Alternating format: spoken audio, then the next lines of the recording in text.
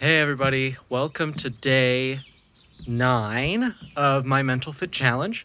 My name is Justin Malloy and I put together this MentalFit challenge to try and make it so that I'd be a little bit more productive during this quarantine and hopefully after. So these are daily videos that I put out to, one, keep me on track, to make sure that I'm in the right state of mind every morning going into this, making sure that I'm practicing awareness during these times of doing things that relax me. Those are kind of difficult to do together. And for anyone watching, hopefully give you a little bit of motivation or maybe even inspiration about what changes that you can make in your life. I'm not a great videographer, so I'm going to do whatever I feel natural. And we'll go from there. So first off is one of the things that I've been noticing about myself is when I play lots of video games or read or watch a lot of videos or read a lot of books, my motivation to do things in real life goes down. And I figured that out a couple days ago, and because of that, I wanted to realize why that happened. So here's what I found. The thing that motivates you, not the thing that inspires you or the thing that makes you feel safe or any of those other things, just motivation, is a chemical called dopamine that goes into your body. Dopamine is produced when is supposed to be produced when you make progress towards a goal. That is the reason that dopamine exists. And we evolved dopamine so that we would search for food before we got hungry, so that we would have a desire to procreate. And what it did is it gave us some motivation for the things that keep the species alive. And one of the unfortunate things about dopamine is it's fortunate and unfortunate is that it's highly addictive. Because it's supposed to motivate you to do the activities that keep you alive and increase the human race, which are both things that that nature kind of wants to do, right? Each species wants to survive. That's the sort of the goal here. So what humans have done is they have found ways to trick the brain into producing dopamine when there's no real progress being made towards that goal of keeping the species alive.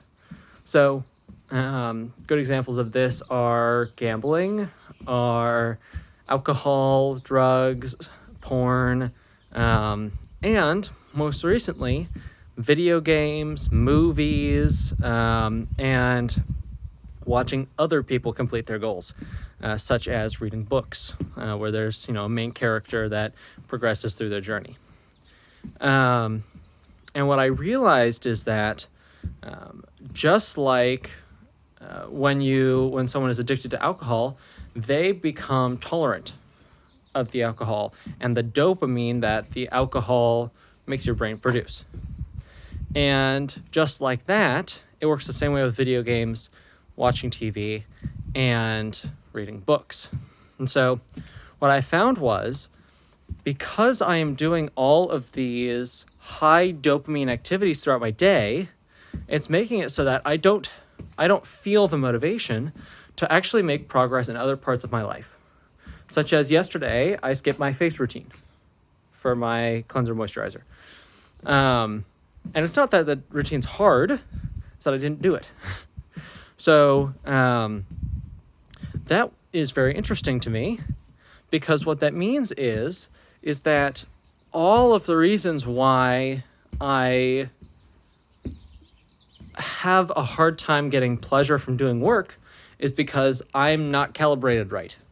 Because I've been playing video games, reading books, watching movies since I was 3 or 4. And well, if that's the way that my brain kind of adapted to the dopamine I was producing, then it kind of makes sense that I'm not wanting to really do any work. So one of the things that the video suggested that I watched is that you do what's called a dopamine cleanse, which is basically a day of boredom, where you're not supposed to do any dopamine producing activities. You're not supposed to work, read, listen to music, watch videos, play video games. You're kind of just supposed to sit in solitude for a day, meditate. You can go on walks, think about your life. And kind of what that does is it gives your dopamine sensor or dopamine production a break. And the second point that I wanted to make is that I found out the reason why I've been having headaches all the time during this quarantine, because I'm playing a lot of video games, watching a lot of videos, is because my dopamine production and my dopamine sensors are overworked.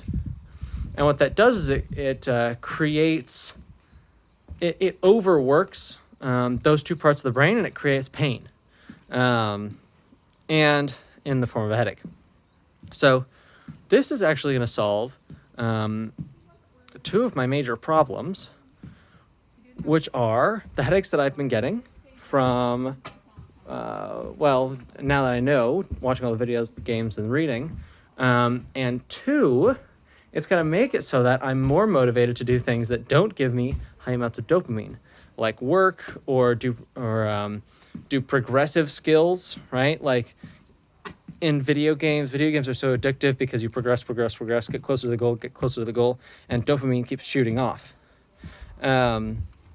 And video games have made it so it's a much more accelerated way of doing that.